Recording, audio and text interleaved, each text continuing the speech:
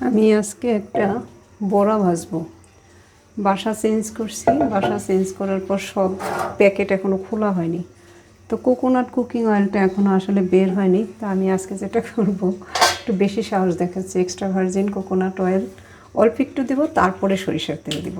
মানে জাস্ট কড়াইটা যে গরম সেইটা আমি এটা দিয়ে একটু গরম করি, এক্সট্রা ভার্জিন কোকোনাট অয়েল দিয়ে।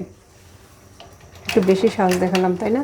আমি সাধারণত এই তেলটা কখনোই রান্নায় ব্যবহার করি না, একদমই করি না, কারণ কোকোনাট কুকিং অয়েল দিয়েই করি। কিন্তু আজকে বললাম না, প্যাকেটগুলো খোলা হয়নি সব, তাই আমি এটা পাট শাক আর খেসারি ডালের ডাল দিয়ে করছি।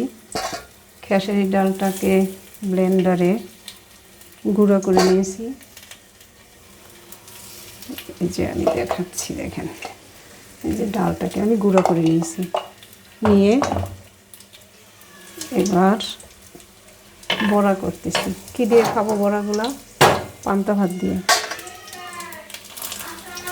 সবই অবাক অবাক করা খাবার, তাই না?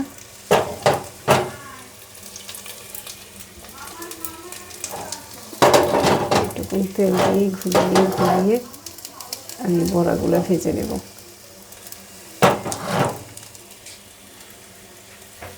দেখা যাক কী অবস্থা।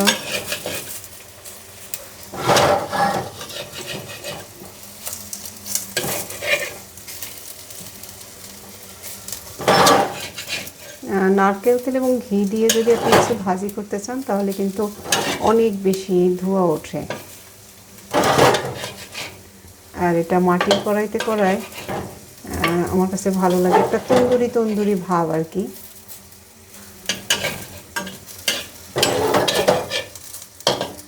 একটু তেল দিলে ভালো হয়। আমি যেটা করবো এবার, সামান্য একটু সরিষার তেল বড়াগুলোর উপরে দিয়ে দেবো, বাস। বেশি পড়ে গেছে। এটাও কিন্তু কাঠের ঘানিতে ভাঙানো। আমি এই তেলটাই শুধুমাত্র একটু চারিদিকে লাগিয়ে দিই।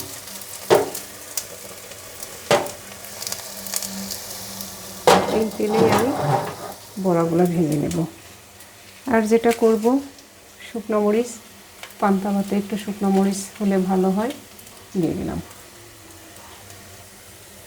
বড়া কিন্তু এখন তুলে নেব। অনেক বেশি ভাজি আমি করি না, ডিপ ফ্রাই যেটা, সেটা করি না। জাস্ট সিদ্ধ হয় এবং এই বড়াটা খেতেও স্বাদ লাগে, আর পাতার যে পুষ্টিগুণ পুরোপুরি নষ্ট হয়ে যায় না।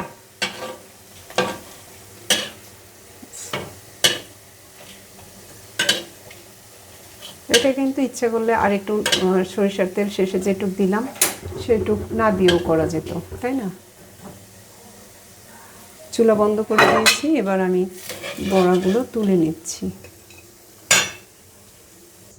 দেখেন, বড়া রেডি।